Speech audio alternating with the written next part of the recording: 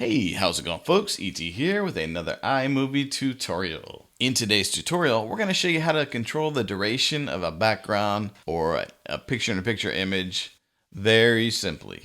Let's go ahead and start with a background here. We'll grab a background from the Backgrounds tab here. Silk Orange sounds good. I have mine set for 4 seconds. If you go to your preferences, you can actually set the time here for any photos or backgrounds, as well as the length of your transitions, which I like 0.5. Okay, but that's a whole nother tutorial. Anyways, so we have a 4-second clip here. Let me make it smaller, still 4 seconds, but I want to make this 25 seconds. And the quickest way to do it is select your clip here, go to the eye, and in duration, just type 25. And now we have a clip that has a duration of 25 seconds. Okay, let's go ahead and go back to our media here.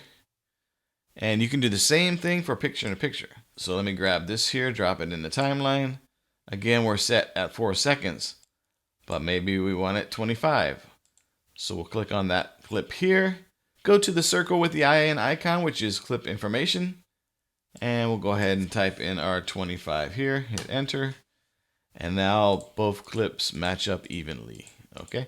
And as you can imagine, if you're doing a really long tutorial and maybe you wanted to make this picture-in-a-picture here, like your video bug or your logo, you want it all the way in the corner and you want it for the duration of your video.